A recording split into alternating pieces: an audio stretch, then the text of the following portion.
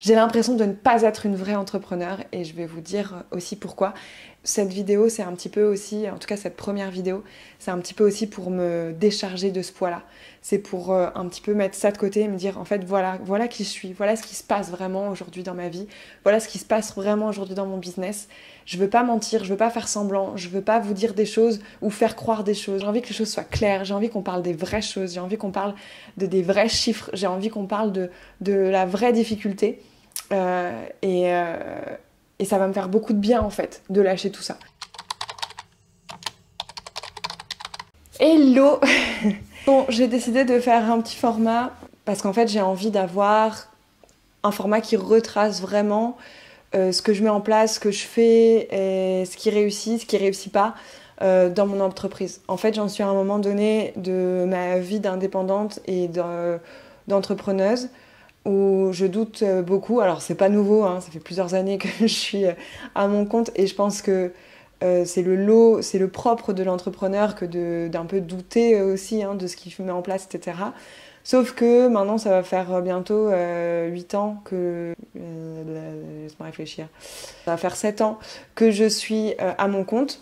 J'en suis pas encore là où je voudrais en être, là où je voulais en être quand j'ai commencé. Alors, mon parcours est parsemé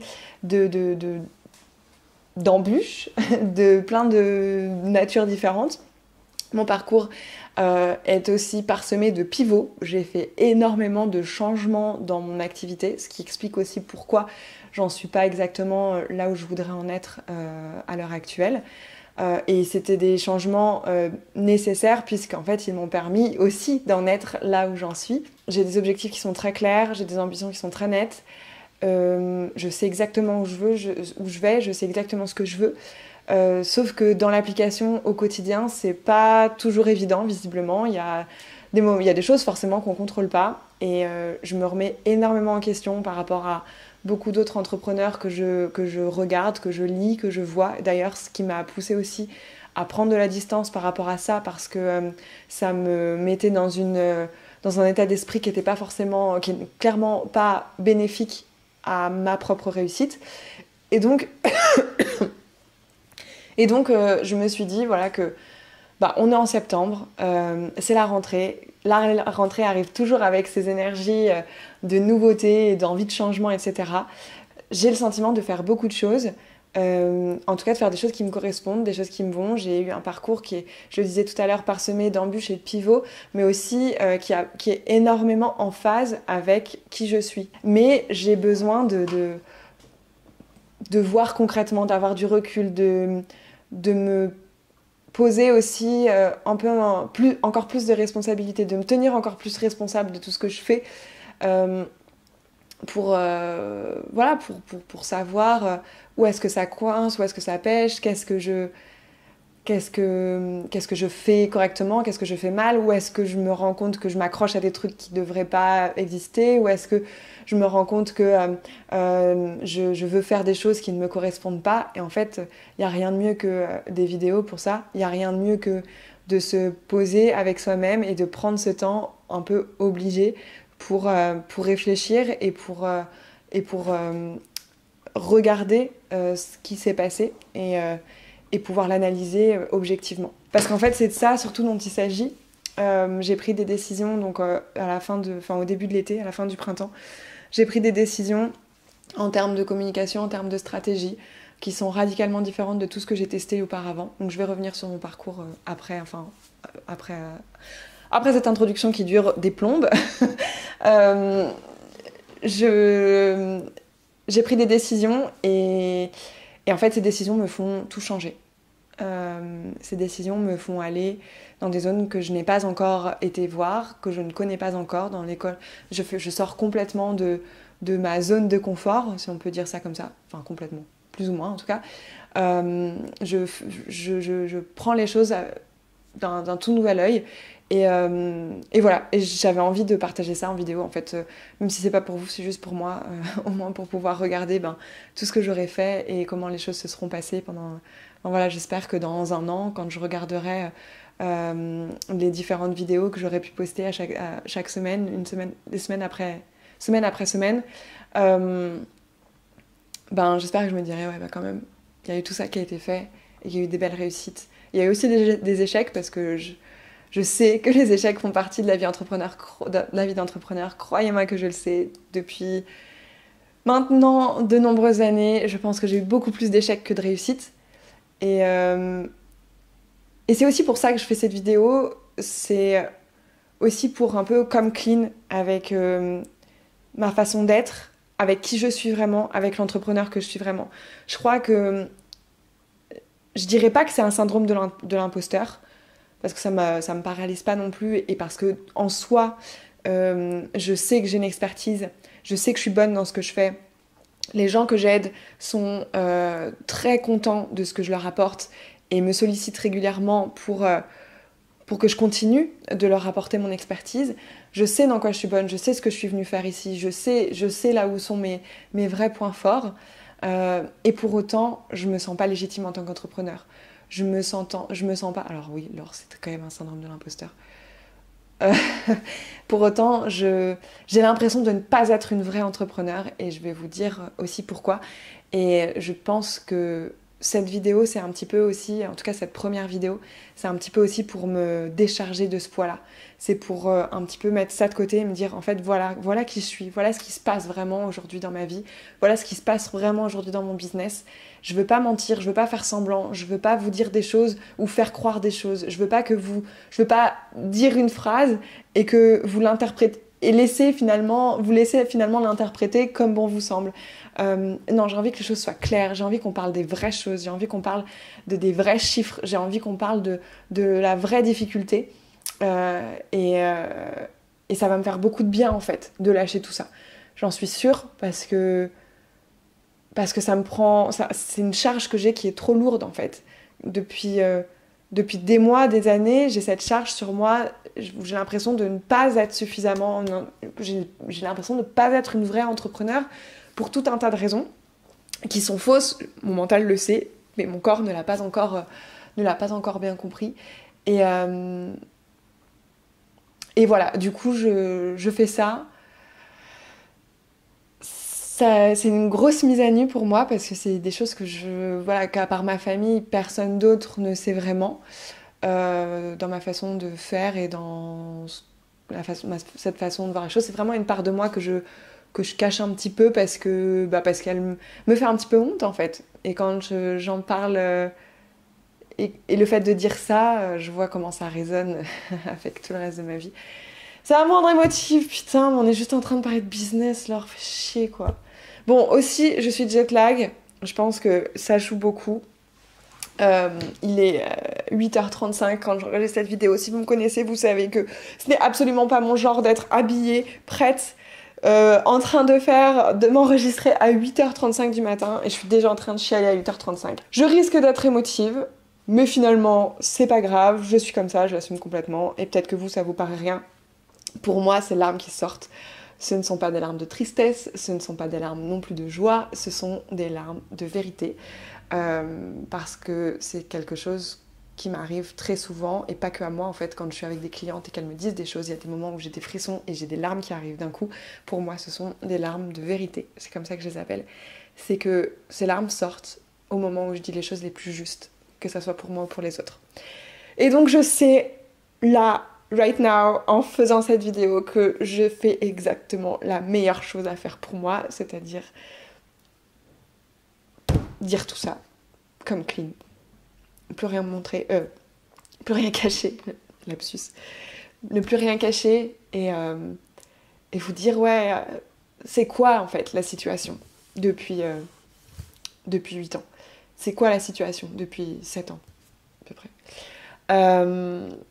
Donc on va commencer par ça. On va commencer par faire un état des lieux de tout ce qui s'est passé pendant 7 ans. Je vais essayer de faire une avance rapide quand même, hein. Je vais vous épargner certains détails. Je vais juste dire les choses qui sont vraiment relevant et qui ont vraiment une pertinence pour comprendre là où j'en suis aujourd'hui. Donc voilà, on va voir ça. Première partie, état des lieux. Mon historique d'entrepreneuse. Deuxième partie, ce que je change, peut-être que je note parce que je suis en train de penser au plan en même temps que je vous le dis et du coup, ça se trouve, je vais oublier. Donc on a dit historique. Ensuite, ce qui change, ce qui va changer, ou ce qui a déjà changé, parce que c'est des choses que que je suis en train de construire. Et puis, on va aller vers les objectifs. On terminera avec les objectifs.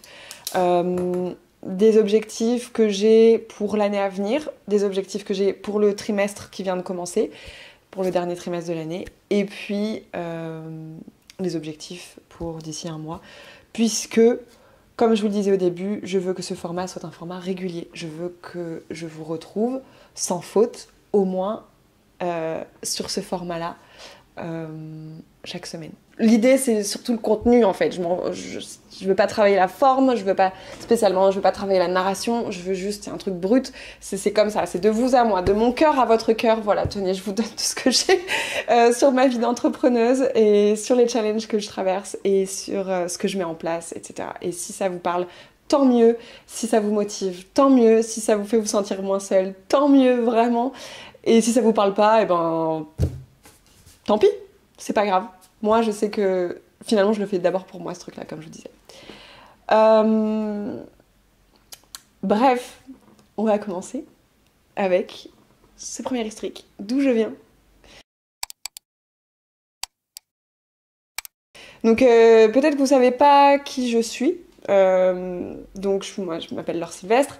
Je suis coach en changement, créatrice de changement, j'aime bien dire ça. Pour les entreprises et pour les particuliers. C'est-à-dire que j'aide à la fois les entreprises dans leur processus de changement. Donc là, je vais être plutôt avec une casquette de formatrice, d'ingénieur pédagogique. Je vais concevoir ou alors je vais participer à la conception des formations. Je vais distribuer les formations, donc c'est moi qui vais former les gens. Et puis je vais faire aussi du coaching, donc en fait en fonction de la stratégie qui a été envisagée et qui a déployée, stratégie que je peux avoir pensée. C'est le cas par exemple dans la mission dans laquelle je suis aujourd'hui. C'est moi qui pense tout de A à Z, donc c'est moi qui pense la stratégie, c'est moi qui fais la formation, c'est moi qui délivre la formation et c'est moi qui fais le service après-vente entre guillemets de cette formation-là. Mais mes missions d'avant, c'était pas forcément le cas, on était plus en équipe. Bref, voilà, j'aide les entreprises à changer et j'adore ça. Ma deuxième casquette, j'aide les particuliers et principalement les particulières à changer. Et donc, là, je les aide plus sur des thématiques émotionnelles et relationnelles. Comment être bien avec elles-mêmes, avec leurs émotions, pour pouvoir avoir des relations qui leur correspondent. Et finalement, parce que je pense que les relations sont l'essence même de notre vie et de ce qui fait notre vie, que tout est relation dans notre vie. Finalement, quand on a des bonnes relations, eh ben, on a aussi une meilleure vie. Et voilà, donc j'aide les femmes principalement. J'ai pas vraiment d'hommes dans mes accompagnements. J'en ai eu quelques-uns, mais j'en ai pas spécifiquement. Après, j'ai rien contre les hommes, c'est juste que la façon dont je parle et ce que je dis parle généralement plus aux femmes. Et ça me va bien comme ça aussi. Voilà. Donc ça, c'est qui je suis actuellement. Et c'est ce que je dis. Ça, c'est ce que je dis. C'est comment les choses sont. Voilà, j'ai ma carte de visite là. J'en ai une là. J'ai des cartes de visite parce que de temps en temps, on m'en demande, donc j'en ai. Voilà, Laure Sylvestre, créatrice de changement, je sais pas si vous voyez. On voit que dalle. Bref, créatrice de changement. J'accompagne le changement chez les particuliers et les entreprises grâce à un soutien personnalisé, orienté vers l'humain et le relationnel. Voilà, ça, c'est moi, aujourd'hui, en 2024. C'est moi depuis plusieurs mois maintenant. C'est moi, et je suis contente d'être cette personne-là. Mais ce n'a pas été toujours moi. J'ai commencé, j'étais rien du tout, j'étais pas coach, j'étais pas dans le change, pas du tout. J'étais rédactrice web. En fait, j'étais surtout une voyageuse qui avait envie de continuer de voyager. Et donc, j'écrivais un blog de voyage et du coup, je m'étais auto-formée à la rédaction web, au SEO, donc qui est toutes les méthodes de référencement sur Google, etc. J'ai trouvé miraculeusement, je ne sais pas, sorti d'où. Et ça est très important, ce truc est très important. Le jour où j'ai décidé de me lancer, j'avais le sentiment que je n'avais pas terminé encore ma vie de nomade. Et je ne voulais absolument pas rentrer en France, me poser dans un appart, avoir un CDI, rien de tout ça. Déjà, je voulais pas le faire quand j'avais 25 ans, donc à 27 ans, 28 ans. Pas du tout, je voulais pas ça du tout. Donc, je me suis dit, tiens, je vais faire de la rédaction web. Je me suis lancée à l'arrache, c'est-à-dire que j'ai fait mon statut, on est rentré 6 mois en France et l'objectif c'était dans 6 mois, on repart. En fait, enfin non, on n'avait pas de définie de date. C'était le plus tôt possible. Dès que je fais autant d'argent avec mon entreprise que j'en fais, avec le boulot à mi-temps que je viens de reprendre parce qu'on n'avait plus d'argent. Donc l'idée c'était on repart voyager, mais il nous faut de l'argent. Et comment on fait pour pouvoir continuer de voyager et avoir de l'argent? Il y a plein de façons de faire. Nous, notre façon c'était de se dire je vais me lancer à mon compte. Voilà, on va se lancer à notre compte, mais moi je parle pour moi. Je vais me lancer à mon compte, comme ça j'aurai de l'argent et je pourrai continuer à voyager et puis le travail ne sera plus un problème. On ne me demandera jamais plus d'être à un endroit à un moment donné. Et donc, en fait, ce lancement, ça a été fou, je suis rentrée. Puis en fait, dans la foulée, j'ai trouvé 2 clients qui me sont tombés, mais radicalement. Je veux dire, je n'ai absolument pas cherché de clients. J'ai 2 opportunités qui sont arrivées en même temps, qui m'ont permis d'avoir du travail régulièrement. Et en fait, pour être honnête, ces 2 clients, je les ai eus pendant 4 ans. Et enfin, je veux dire, et j'ai eu ces clients pendant 4 ans, tous les mois, qui me passaient commande. C'est-à-dire que je n'avais pas besoin de faire de démarchage, j'avais pas besoin de tout ça. J'avais mes clients, mes 2 clients, 2 fois il y en avait un de temps en temps qui revenait. J'avais un salaire qui était largement suffisant pour pouvoir quitter la France, repartir à l'étranger, s'installer, et donc on s'est installé en Malaisie à ce moment-là. Mais en fait, pendant 4 ans, pendant 3 ans, j'ai fait ça. Et pendant ces 3 années-là... Non, j'ai fait ça pendant 4 ans quand même. Ah, je me souviens plus. Bref, c'est pas très grave, c'est pas très grave. Pendant 3-4 ans, j'ai fait ça. Je n'avais pas besoin de chercher quoi que ce soit. Et d'ailleurs, je ne savais pas. Et fait important, quand on me demandait comment t'as fait pour trouver tes clients, je ne savais pas répondre. Je ne sais pas comment j'ai fait pour trouver mes clients. Ils sont arrivés à moi. J'ai simplement dit à une copine et il se trouvait que dans sa boîte, ils cherchaient quelqu'un et que ils ont accepté de me prendre en entretien, de me faire passer un test. Mais j'étais pas la seule. Ils ont pas dit tu le fais, vas-y, ça va pas être du piston. C'était juste j'ai passé un test, j'ai réussi le test, j'ai eu la mission. Point barre.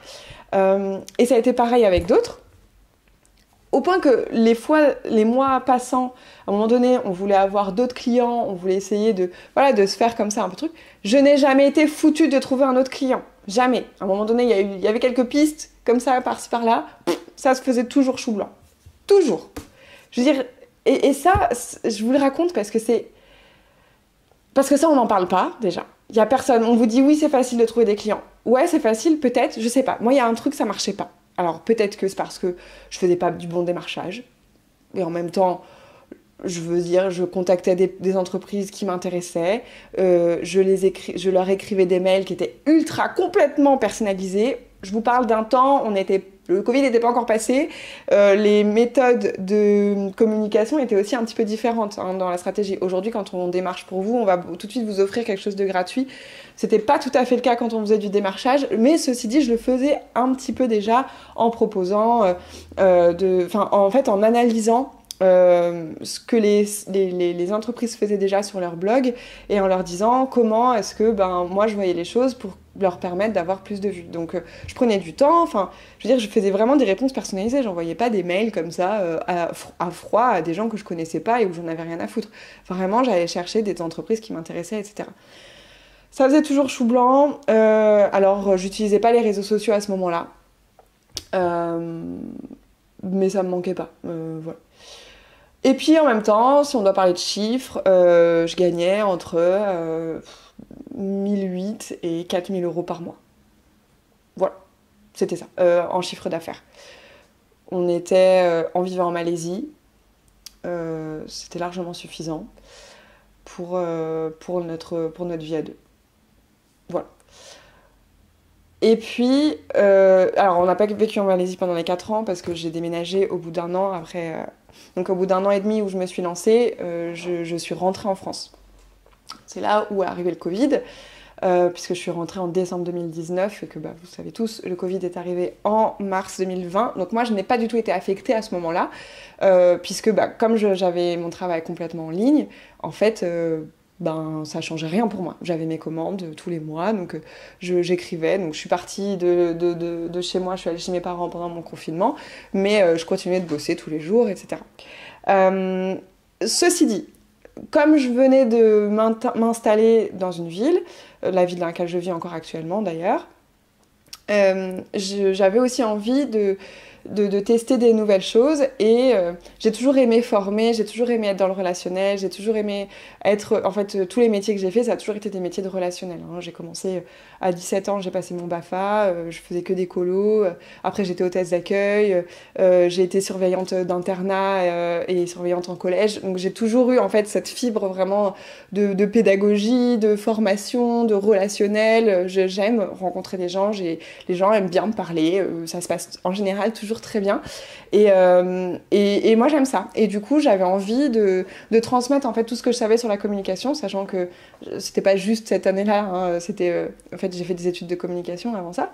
Donc tout ce que je savais de par mes études, j'avais envie d'aller plus loin en fait et de parler de la communication digitale à d'autres personnes. Et donc en fait j'ai commencé à envoyer des mails dans des écoles du coin pour pouvoir donner des cours, tout simplement. Et donc je me suis retrouvée, j'ai eu aussi des personnes, 2 écoles qui m'ont répondu positivement. Et donc je donnais des cours dans une école à Arras et dans une école à Lille à des étudiants, et ça allait du post-bac direct, hein, donc des étudiants qui étaient en première année, jusqu'à des étudiants qui étaient en master 2. Et je leur donnais des cours de communication. Donc il y avait vraiment de tout type de communication. On était surtout sur de la stratégie, de la communication digitale, on était sur de la communication de crise, etc. Moi, je suis quand même assez orientée stratégie. En fait, j'aime bien tout ce qui est plutôt macro. J'aime bien penser les choses plutôt que de les exécuter. Ce qui est d'ailleurs un de mes problèmes, très certainement aujourd'hui. Mais voilà. Et donc, à ce moment-là, je commence un petit peu ma transition de rédactrice web vers quelque chose de plus orienté vers les gens, vers l'explication, vers la formation, etc.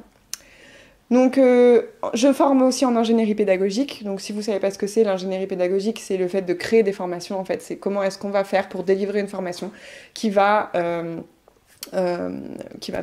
toucher les apprenants et qui va surtout leur permettre d'avoir des connaissances qui restent dans leur tête et non pas qui s'envolent au bout de 15 minutes après qu'ils aient lu les supports que vous leur avez envoyés. Donc comment vraiment permettre de former des gens efficacement, quoi. Et j'ai adoré cette formation, j'ai fait ça, voilà, donc je continue à faire ça. Et puis, il y a une personne, et je me forme au coaching de vie aussi en même temps. À ce moment-là, du coup, on est rendu en 2021, en fait, je commence à en avoir marre de la rédaction web. Je vois plus le but. C'est-à-dire que je fais de la rédaction web depuis 2018. On est en 2021. La rédaction web, c'était mon moyen de continuer à vivre en tant que nomade. À ce moment-là, en 2021, j'ai plus l'envie d'être nomade, ni l'opportunité, puisque je vis dans un appartement et j'ai pas spécialement envie de repartir en voyage. Et de toute façon, à ce moment-là, on peut pas trop envisager ce genre de choses. Donc, je vois plus l'intérêt en fait. Je m'ennuie dans la rédaction web. J'ai fait le tour, je connais tout, je suis plus en phase en termes de valeur avec ce qu'on me demande de faire. Et puis j'ai ma plus grosse cliente, ça aussi c'est important, ma plus grosse cliente, donc celle qui a été avec moi dès le début, qui m'annonce qu'il y a un changement de stratégie dans son entreprise et que du coup ils n'ont plus besoin de mes services. Donc ça aussi c'est quelque chose auquel il faut s'attendre quand on est à son compte, surtout quand on a peu de clients, c'est que le jour où il y en a un qui s'en va, on est un petit peu dans la merde.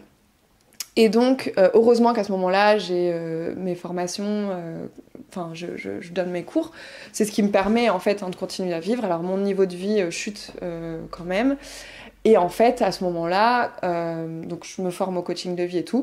En même moment, on me parle... en fait, il y a des gens qui m'appellent, qui me démarchent de LinkedIn. Mais en fait, tout ça, je vous le dis, mais... Vous devez vous dire, mais comment elle a fait pour qu'on l'appelle et tout? J'ai rien fait. J'avais peut-être juste mis à jour mon... Ah ouais, si, je vais vous dire ce que j'ai fait. En fait, j'ai eu au téléphone une meuf d'une école qui faisait des formations. Je sais pas, il devait m'appeler pour me former moi, un truc comme ça. Et en fait, on discute avec la meuf et moi je lui explique que je suis un peu paumée à ce moment-là et que j'aimerais bien continuer à faire des formations et tout, mais que je sais pas trop vers quoi m'orienter, non. Et en fait, la meuf, quand je lui parle, elle commence à me parler du change management. Je dis, c'est quoi ça, le change? Moi, il faut savoir que je suis pas du tout corporate. J'ai jamais bossé dans une entreprise. Je veux dire, j'ai quitté, je suis partie en voyage à la fin de mon master. 6 mois après avoir terminé mes études, je me suis barrée en voyage. Et les seuls moments où j'ai bossé en entreprise, c'est quand j'étais dans mes études, et c'était des entreprises culturelles. C'était des mairies, c'était des institutions, c'était un théâtre. Je bossais dans la communication culturelle. J'avais mis très loin de moi l'entreprise, et j'ai jamais vraiment été dans un milieu corporate, stratégique, etc. Je n'ai pas le jargon, je ne sais pas comment ça fonctionne. Et du coup, la meuf arrive et elle me dit « Ah, mais tu pourrais faire du change management. » C'est quoi ça, du change management? Je sais pas ce que c'est. Finalement, elle m'explique en fait que globalement, c'est pouvoir aider une entreprise à changer en l'aidant à mettre en place une stratégie, en formant les gens, etc. etc. Oh, génial! Moi, je veux faire ça, j'adore ça. De toute façon, je me forme au coaching de vie pour ça. Je suis formatrice. Enfin, ça a l'air, dans tout ce qu'elle me dit, ça a l'air de coller vraiment à mon profil. Et donc, elle me dit, mais écoute, tu le fais déjà. Donc, t'as pas forcément besoin d'une communication en plus, t'as pas besoin d'une formation en plus. En revanche, tu peux peut-être, sur ton profil LinkedIn, simplement marquer que tu es change manager. Et en fait, je fais ça. C'est tout ce que je fais. Mon profil LinkedIn est mort. Je veux dire, j'ai toujours un profil actif avec une bio faite et tout rempli, mais je veux dire, je ne communique pas dessus. Je vais jamais sur LinkedIn en fait. Et donc, je mets juste ça dans mon titre, Change Manager, et puis j'écris ma bio en mettant ce genre de mots-clés-là. Mon passé de rédactrice web m'aide à ce moment-là. Et ben, je sais pas, quelques temps après, il y a quelqu'un qui me téléphone, une recruteuse, qui cherche des freelances pour des entreprises qui ont besoin de change manager. Ok, et là, alors là, je découvre un monde. Je découvre quelque chose que je ne connaissais pas. C'est le monde du freelancing, c'est le monde des entreprises, des grosses entreprises qui ont besoin d'externes, qui viennent et qui apportent leur savoir-faire. On reste complètement à notre compte. Voilà, on n'est jamais intégré à l'entreprise, on est juste intégré pour des missions. Les missions peuvent être courtes ou peuvent être plus longues. Et voilà. Et en fait, je découvre ça, je suis un peu en galère de thunes, je découvre combien je vais pouvoir être payée, c'est très intéressant. 400-500 € par jour, c'est du CA, mais globalement, on gagne quand même très bien sa vie. Donc moi, je suis intéressée par ça. Je leur dis ok, et donc je passe des entretiens dans des boîtes qui ont besoin de freelance. Il y en a qui se passent très mal, et puis finalement, au bout de 2-3 mois, je finis par trouver une boîte, donc je vais bosser pour Leroy Merlin notamment, et je vais rester avec eux pendant 1 an et demi. Donc, comme ma mission chez Leroy Merlin me prend tout mon temps, je ne peux plus donner mes cours dans les écoles, et donc j'arrête de faire ça. Et je commence cette nouvelle vie. Pendant les 3 premiers mois, je traverse toute la France pour donner des formations. Et puis après, je reste avec eux pour vraiment penser le nouveau programme de fidélité notamment. Et ça se passe très bien et je suis contente. Et c'est là qu'arrive vraiment en fait ce moment de sentiment d'illégitimité. C'est que je suis toujours à mon compte. Officiellement, je suis toujours à mon compte. Officiellement, c'est moi qui reçois le chiffre d'affaires. Je paye un URSSAF. J'ai toujours pas de congé payé. J'ai toujours pas de mutuelle prise en charge par l'entreprise. Et pour autant, ça ressemble quand même vachement à du salariat, tout ça, puisque alors je vais pas au bureau, donc ça c'est très bien, je peux travailler de chez moi et tout ça, mais pour autant, voilà, il faut qu'à 9h, je montre quand même que je suis présente sur je sais pas moi, c'était pas Teams, je sais plus ce que c'était, il faut que je sois là sur les réunions auxquelles on m'impose d'être, j'ai des trucs à rendre, on me demande des comptes, etc. Donc il y a quand même un côté salariat déguisé. Et ça me va pendant un moment parce qu'en fait, ça m'apporte une stabilité que j'avais plus beaucoup et dont j'avais besoin, notamment une stabilité financière. Et en même temps, ça finit par me saouler en fait. Ça finit par me saouler de devoir rendre des comptes. Je me sens pas écoutée, je me sens plus vraiment à ma place. Je finis par dire je quitte le navire et j'arrête ça. Et parce que quand même, si vous vous souvenez, je me suis formée au coaching de vie. J'avais eu quand même quelques clients au début, mais très sporadiques comme ça, très de temps en temps, un client, deux clients, rarement payé. J'ai fait beaucoup de bénévolat parce qu'au début j'avais envie de déguiser mon couteau, on va dire, de me donner une légitimité, etc. À ce moment-là, j'étais beaucoup dans le fait d'être présente à ce que je fais, dans le fait d'être dévouée à mon activité, dans le fait de vraiment prendre mes responsabilités et de me dire, en fait, maintenant, Laure, t'as envie que ton entreprise réussisse, et il faut que tu fasses tout ce qu'il faut pour qu'elle réussisse. Sans me cramer. Sans me cramer. Alors ça, j'ai la chance de ne jamais m'être cramée. C'est parce que je fais très attention à ça. Je n'ai absolument pas envie de me cramer. Je ne veux pas faire un burn-out. Je ne suis pas du tout pour la culture du hustle. Je pense que c'est une bêtise sans nom que de se dire je vais tout donner, je vais y aller à fond, parce qu'après on se grille les ailes et puis on n'est pas sûr que sur le long terme ça continue. Je suis pas du tout de cette équipe-là. D'ailleurs, j'ai passé l'âge de ça, je pense. Je suis vraiment sur un truc. Moi, je veux une réussite simple, facile. Je veux une réussite qui me permettent d'avoir une vie équilibrée, qui me permettent de me sentir bien dans ma vie, qui me permettent de me sentir libre dans ma vie. Une réussite qui m'apporte cette liberté d'être, c'est-à-dire que si j'ai envie de faire la grasse mat, je peux faire la grasse mat. Si j'ai envie de faire une sieste en plein milieu de l'après-midi, je la fais. Si j'ai pas envie de bosser parce que j'ai pas l'inspiration pour bosser, parce qu'il y a beaucoup de créativité dans mon travail, je ne bosse pas. J'ai envie d'avoir une liberté matérielle, c'est-à-dire que je veux gagner suffisamment d'argent pour maintenir un train de vie qui me plaît et qui me correspond. Et ça va peut-être en choquer certains, j'en sais rien, mais je suis désolée, avec 1 500 € ou 2 000 € par mois, moi, personnellement, j'arrive pas à avoir le train de vie que j'ai envie d'avoir. Et j'ai pas un train de vie de ouf, hein.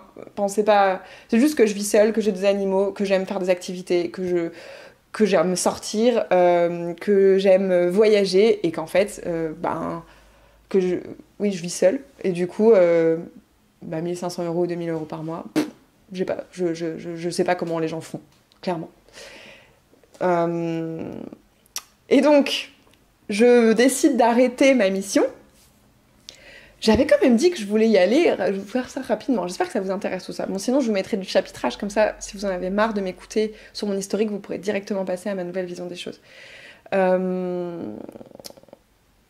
Et du coup, je quitte le navire Leroy Merlin et le freelancing, et je m'autorise une pause. Une pause, mais pas vraiment une pause finalement, c'est un moment dans lequel je veux absolument me lancer à mon compte. Alors, et c'est là où en fait arrive toute l'ambiguïté de ma situation, c'est que administrativement je suis à mon compte. Administrativement je suis ma propre entreprise, je paye de l'URSSAF comme je vous ai dit tout à l'heure, j'ai pas de congés payés, etc. etc. Mais comment dire, dans mon ressenti, je me sens pas à mon compte. En fait, j'ai l'impression de ne pas être à mon compte parce que mes clients ne sont pas en direct. Parce que pour bosser dans ces entreprises, je dois passer par un cabinet un cabinet tiers, si je ferme les trucs comme ça. Donc pour bosser dans cette entreprise, je dois passer par un cabinet qui, lui, a les missions et qui permet de me placer. Moi, je suis pas non plus, je suis pas interne au cabinet, hein, c'est pas une ESN comme dans l'informatique. Je suis pas interne au cabinet, je suis bien à mon compte. Mais voilà, il y a différentes personnes, c'est jamais moi directement avec l'entreprise. C'est pas l'entreprise qui vient me chercher pour me dire « moi je veux tes services, viens m'aider ». Ça, j'aimerais mieux. Mais c'est pas le cas. Finalement, je suis qu'un pion interchangeable. On me choisit pas pour moi, on me choisit parce qu'on a un besoin et que oui, je corresponds à ce besoin, mais que dans l'absolu, l'entreprise, que ce soit moi ou une autre, tant que le travail est fait, ils s'en fichent. Et ce que je veux, moi, c'est de travailler en direct, c'est d'avoir des gens qui me choisissent pour moi. Ce que je veux, c'est d'être dans des missions qui me permettent d'avoir vraiment ce rôle de consultante, mais du coup, de ne pas avoir besoin d'être là de 9h à 17h. De pouvoir dire, ok, on se voit tel jour, on en discute, on fait un atelier ensemble, bim bam boum, ça se passe comme ça. Et le reste du temps, moi, je bosse de chez moi, pour toi, mais aussi pour d'autres personnes. Et c'est comme ça qu'en fait les choses m'intéresseraient avec les entreprises. Et à côté de ça, il y a aussi les particuliers, où en fait, du coup, comme je disais tout à l'heure, comme j'ai pas de temps, j'ai très peu de clientes en particulier. Sur ma première année, j'ai peut-être dû coacher une dizaine de personnes. Et je regrette ça, je me dis putain mais j'ai envie de faire plus, moi j'ai envie de parler d'amour, j'ai envie de parler d'émotions, j'ai envie d'aider les gens à se sentir mieux dans leur vie, j'ai envie qu'ils se sentent plus sereins. Parce que moi c'est tout un travail que j'avais déjà fait et que je sais que là-dessus j'ai énormément à apporter. Et quand je vois les problèmes relationnels, les dynamiques dans lesquelles les gens se mettent, je me dis mais c'est pas possible en fait, tu peux pas rester là. Et les gens ont besoin de moi et de plein d'autres gens, mais que je sais que je peux vraiment apporter quelque chose. Et du coup je suis hyper frustrée à ce moment-là de pas réussir à le faire. Et donc je rentre aussi à ce moment-là, donc je quitte Leroy Merlin et je rentre dans une formation pour me permettre de développer mon activité. Parce que je me dis, bon, ça fait à ce moment-là 4-5 ans que je vivote de mon activité. Il est temps de prendre ses responsabilités, de faire les choses bien. Donc j'investis en fait dans une formation qui va me coûter quand même pas mal d'argent. Mais c'est ok, je suis ok avec le fait d'investir. J'investis à fond dans mon entreprise. Je me dis, vas-y, j'investis pour moi, je mets les choses en place, on va y arriver. Le fait d'investir dans son entreprise, c'est tout un sujet. Ça faisait déjà plusieurs années que j'investissais dans mon entreprise et donc ce qui m'a permis aussi à ce moment-là de sortir cette somme-là pour pouvoir, et d'être ok avec le fait de sortir cette somme-là pour pouvoir me former. Enfin, me former. Approfondir mes connaissances sur un sujet. Bref, à ce moment-là, on est en 2023. On est début 2023. Et c'est le moment où tout se pète la gueule. C'est le moment où tout se pète la gueule. Cette formation est très bien. J'apprends des choses. J'ai des clientes qui rentrent. Donc, à ce moment-là, voilà, j'ai une... Enfin, pareil, en fait, je sais pas ce qui se passe parce que je fais des choses... Alors, peut-être que je fais des choses un petit peu différemment. Je l'ai fait comme une bonne élève. On m'a dit de faire des choses d'une certaine façon, je l'ai fait de cette façon-là. Ce qui est très drôle, c'est que dans la formation, donc en gros, c'est pour baser tout sur l'organique. C'est intéressant cette notion d'organique, vous comprendrez dans la deuxième partie. Mais donc depuis 7 ans, depuis 6 ans à ce moment-là, je fais tout en organique. C'est-à-dire que ma seule façon pour moi, la seule façon envisageable pour moi de développer mon entreprise, c'est de faire de l'organique. C'est-à-dire de créer du contenu gratuitement sur les plateformes, sur les réseaux sociaux notamment, pour faire en sorte d'être visible et que les gens s'intéressent à ce que je fais et petit à petit aient suffisamment confiance en moi pour pouvoir acheter mes services, si jamais, enfin s'offrir mes services, si jamais ils reconnaissent et ils sentent cet appel-là. Et donc, quand je suis dans ce programme, on nous dit qu'il faut poster tous les jours, choisir une plateforme et poster tous les jours. Et eux, comme ils l'ont fait sur Facebook, et ben moi je me dis vas-y, je vais faire sur Facebook. Je suis sur Instagram depuis des années. J'aime Instagram, mais j'aime pour moi. Et je trouve que finalement, sur Facebook, c'est plus facile d'écrire des choses parce que j'ai pas besoin forcément de mettre d'images. Je peux simplement écrire. Et moi, il y a quand même ce médium-là de l'écriture qui est avec moi depuis toujours et qui est le plus facile pour moi. Juste écrire. Deuxième chose la plus facile, parler à une caméra. Quoique maintenant, c'est peut-être la première chose la plus facile, parler à la caméra. Mais à ce moment-là, je suis pas encore là. Même si je me mets en face cam sans problème sur Insta, enfin bref, je veux faire comme eux. En fait, je me dis, eux, ils ont fait d'une certaine manière, ça a marché. Ils nous conseillent de faire de telle manière pour que ça marche. Je vais faire exactement la même chose. Je vais être la meilleure élève. Donc, je fais les trucs et tout. Je suis la meilleure élève possible sans forcément me targuer ou me vanter ou être hyper active sur le truc, mais voilà, je fais les choses exactement comme eux et je poste tous les jours sur Facebook, nanana, j'écris des trucs, il y a des gens qui réagissent, je vais discuter un petit peu avec les gens qui sont intéressés par ce que je dis, là, ok, très bien. J'ai des clientes. Ce qui est drôle, c'est que les clientes n'arrivent jamais de Facebook. Jamais mes clientes ne sont arrivées de Facebook. Alors que c'est là-dessus que je communiquais vraiment. Sur mon Instagram, je faisais juste de temps en temps des copier-coller et je continuais de raconter ma life de temps en temps. Mais c'est exactement à cette période-là que mes clientes sont arrivées. Certaines de la recherche Google, quand elles vivaient quand elles vivaient dans le coin, et les autres d'Instagram. Je sais pas ce qu'il faut comprendre. Honnêtement, j'en sais rien ce qu'il faut comprendre. J'ai rien changé sur mon Instagram. J'avais misé sur Facebook. Les gens ne sont pas venus sur Facebook. Même si j'avais des touches. J'ai jamais eu de clients via Facebook.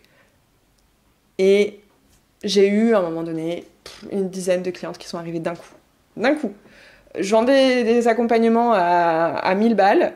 J'ai fait 10 000 euros de chiffre d'affaires en 6 semaines. Voilà.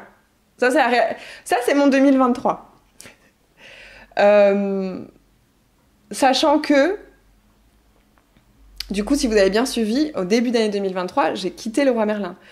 Donc j'avais une petite somme d'argent de côté, petite, parce que j'ai mal pensé mes choses et que, en fait, j'avais pas assez pour envisager la suite. Mais bon, j'ai pu vivre comme ça pendant 3-4 mois sur des économies, vivoter sur des économies. Les difficultés ont commencé à arriver après, mais bon, bref. J'ai fait ce chiffre d'affaires-là, qui arrive à ce moment-là, très bien. Et en fait, après, ça a été la merde financière de ouf, puisque donc les 10 000 euros, j'ai fait 10 000 euros de chiffre d'affaires, mais c'est pas du chiffre d'affaires encaissé. C'est-à-dire que j'ai des clientes qui ont payé en plusieurs fois, donc en fait, l'encaissement se faisait petit à petit. Voilà, donc faut bien prendre ça en distinction. C'est pas parce qu'on fait un 10 000 euros de CA que c'est un 10 000 euros de CA dans ta poche. Et surtout 10 000 euros de CA, ça veut pas dire que t'as 10 000 euros dans ta poche, hein. Il y a quand même les impôts dessus. Et surtout qu'à ce moment-là, petit détail qui a énormément d'importance, je suis encore en société. Parce qu'en fait, avec le CA que je me faisais en tant que freelance, j'ai dû passer en société. Et il faut savoir, si vous êtes entrepreneur, vous le savez, que quand tu es en société, tu payes beaucoup plus d'impôts que quand tu es en micro-entreprise. Tu n'es plus à 22%, tu es à 50% de charges. Et donc, forcément, j'avais des arrêts. Enfin bref, je me suis mise dans une merde financière, les gars. C'était la grosse merde. Pendant 6 mois, ça a été la cata. Enfin, allez, on va dire, ça s'est détérioré petit à petit, mais il y a eu vraiment 3 mois où franchement, je pleurais à la fin du mois. Je savais pas comment j'allais faire pour vivre le mois suivant. Je savais pas comment. On venait de déménager dans une maison. J'avais une situation... En plus, personnellement, c'était la cata dans mon couple. Ça allait pas du tout. Bref, c'était une année de merde, 2023. Vous trouverez des archives sur mon compte Instagram où vous voulez, dans lequel je vous raconte cette année. Cette année 2023 a été vraiment très, très difficile puisque émotionnellement et matériellement, j'étais au bout du rouleau. Voilà. J'ai tenu la barque, je suis pas tombée en dépression, j'ai pas fait de burn-out, j'ai pas... Enfin voilà, j'ai pas pété un câble, mais c'était dur, c'était très très dur. Et donc, en fait, il y a un moment donné, je me souviens de ce jour, on regardait la télé, et la télé, c'était le dernier truc qui nous restait, qui était un petit peu fancy chez nous, quoi. On faisait plus rien, on n'était pas bien du tout, en fait, hein, dans la maison. Entre nous, c'était compliqué. Donc, en fait, on s'est raccroché à tout ce qu'on pouvait qui nous permettait d'avoir un semblant de petit baume au cœur. Et la télé faisait partie de ça. Donc, on aimait regarder des films, se poser dans notre canapé et regarder des films dans une atmosphère un petit peu cocon. Et en fait, à un moment, on regarde un film, on est en plein hiver, on avait froid parce qu'en plus... On était chauffé au fioul et on avait plus de thunes et du coup on pouvait plus vraiment se chauffer au fioul. Enfin c'était compliqué, vraiment c'était très compliqué. La maison il faisait 15 degrés, on avait un petit chauffage d'appoint, tout ça, bref. L'angoisse. Et là la télé, plus de son, plus d'image, gros noir. Ça faisait 3 minutes qu'on était en train de la regarder et elle s'éteint devant nous et elle ne fonctionne plus. C'était fini. Là, elle est dead, d'un coup. J'ai pleuré. J'ai dit c'est pas possible. Et surtout, quand la télé s'est éteinte, j'ai eu dans ma tête une voix qui a résonné et qui m'a dit « Bon Laure, tu vas continuer encore combien de temps comme ça ?» Je vous jure que c'est vrai. Je vous jure que j'ai vu ça. J'ai vu l'univers me parler et me dire « Bon Laure, ça suffit les conneries. Qu'est-ce que tu veux de plus maintenant ? Qu'est-ce que tu veux que je fasse de plus pour que tu comprennes que là, t'es en train d'avancer dans un mur ?» Le lendemain, je téléphoner à mes contacts qui m'avaient permis d'avoir des missions freelance pour retrouver une mission freelance. Je pouvais plus en fait, c'était plus possible. Je voulais développer mon entreprise sereinement et quand on n'a pas d'argent, on peut pas développer quoi que ce soit sereinement, c'est pas possible. Le manque d'argent, mais vraiment, hein, le vrai manque d'argent, pas la peur d'en manquer. Je vous dis vraiment le manque d'argent, quand il n'y a pas d'entrée d'argent et que vous avez des choses à payer, que vous avez des dettes, que vous avez des entreprises qui vous appellent pour vous dire là vous nous devez ça, vous n'avez pas payé ça, il y a 2 ans vous auriez dû payer ça, vous l'avez pas payé, etc. À ce moment-là, on peut rien faire d'autre. En fait, on est en mode survie et la seule façon de sortir du mode survie, c'est de se sentir de nouveau rassuré par les choses, par la vie. Et donc la seule manière que j'avais de me sentir rassurée, c'était d'avoir de nouveau de l'argent qui arrivait sur mes comptes. Et donc j'ai enclenché les démarches pour retrouver une mission. Et en l'espace d'1 mois et demi, j'ai retrouvé quelque chose. Et donc là, on est le 12 septembre 2024, ça fait quasiment 1 an que j'ai retrouvé une mission freelance. Je suis de nouveau en freelance dans une entreprise dans laquelle donc, je m'éclate, c'est vraiment chouette ce que je fais là-bas. Et à côté de ça, donc ça fait 1 an que je continue de développer mon entreprise avec le coaching notamment. Mais si vous voulez, j'ai eu ces 10 clientes, donc c'était des programmes longs, elles avaient 1 an à faire avec moi. Donc j'ai eu peut-être sur l'année 2023, j'ai dû avoir une 15aine de clientes en tout. Et du coup, en fait, elles ont fait leurs accompagnements, ça allait. Certaines sont restées que 3 mois, puis d'autres, la plupart sont restées 1 an. Et en fait, au début de l'été, entre avril et juin, toutes mes clientes ont terminé leurs accompagnements. Et du coup, là, depuis la fin de l'été, enfin depuis le début de l'été, pardon, j'ai plus de clientes en coaching. J'ai ma mission dans freelance. Je gagne très bien ma vie grâce au freelancing. Mais je n'ai plus d'argent qui rentre grâce au coaching depuis des mois. Des mois. Je suis repassée en micro-entreprise, j'ai fermé ma société quand même entre-temps. Je suis repassée en micro-entreprise et avec le freelancing, je me suis mise en portage salarial et ça me change tout. C'est génial, j'adore ce statut. Si vous ne connaissez pas, je vous conseille vraiment de vous renseigner dessus. Voilà. Et donc aujourd'hui, la réalité, donc je vous disais tout à l'heure, je suis créatrice de changement. Oui, je suis créatrice de changement.